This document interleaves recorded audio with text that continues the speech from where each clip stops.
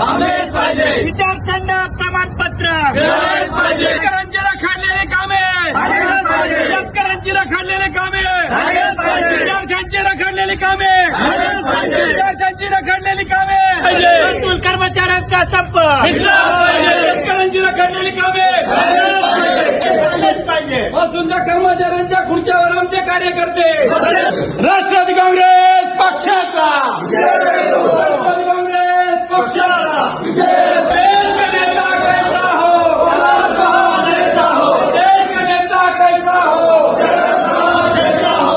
देश कधी नाही शेतकऱ्यांची रखडलेली कामे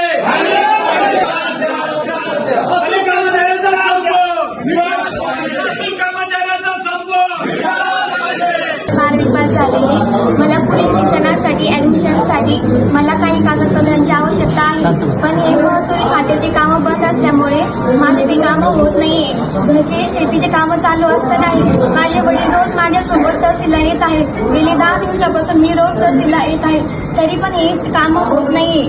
आणि इथं आल्यावर सांगतात साईट बंद आहे, त्यामुळे कामं होत नाही. असे किती दिवस चालणार आहे? मी एक विद्यार्थी आहे, अशा बरेच विद्यार्थी आहेत की त्यांचे पण कामं खोळंबलेले आहेत. मग हे ऍडमिशनचे कामं पूर्ण होत नसतील, मग आमचं वर्ष व्हायला जाऊ शकतं. मग याला जबाबदार कोण राहणार आहे? हे साईट ते कधी चालू होणार आहे? अशी माझी विनंती आहे की लवकर साईट ते व्यवस्थित चालू व्हावी आणि आमचे कागदपत्र निघावे आणि ऍडमिशनचे कामकाज व्यवस्थित चालू व्हावे आणि आमचं शिक्षण पूर्ण व्हावे.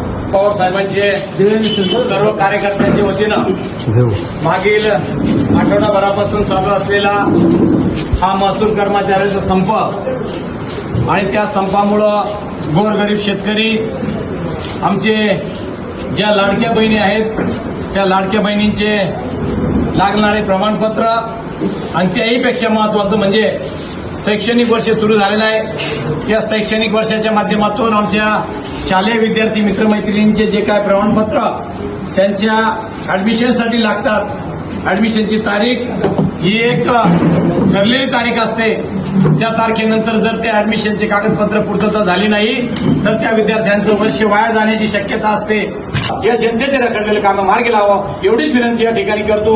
आपण निश्चितपणे आमच्या मागण्यांचा सहानुभूती विचार कराल अशी अपेक्षा व्यक्त करतो. थांबतो. धन्यवाद.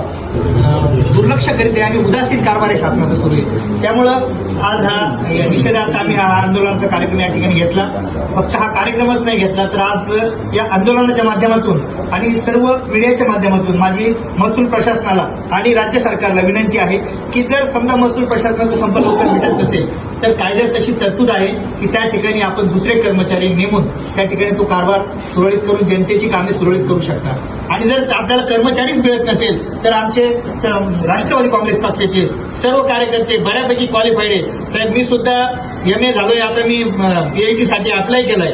त्यामुळे जर नायब तहसीलदार तर नाही मिळालं तरी चालेल, पण टेस्ट करता तरी चार्ज आम्हाला द्या.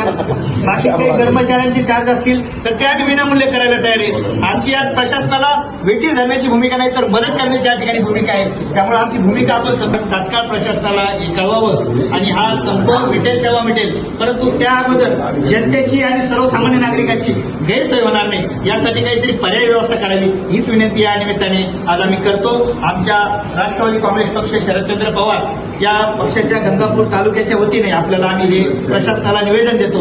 या निवेदनाची आपण गांभीर्यपूर्वक दखल घ्यावी अशी आमची विनंती आहे.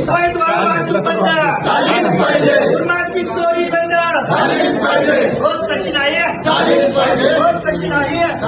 आणलं निवेदन आणलं का? आणि जर आपल्याला त्या ठिकाणी सांगितलं की हे कागद आहे आणि हे कागद तुम्ही असे खात्री करून घेऊन माझ्याकडे आणून द्या, आपण त्या ठिकाणी पद्धती नका देऊ. पण तुम्ही हे कागद जेवढं काम सांगशाल तेवढं आम्हाला रेशन सांगा हे कागद तपासून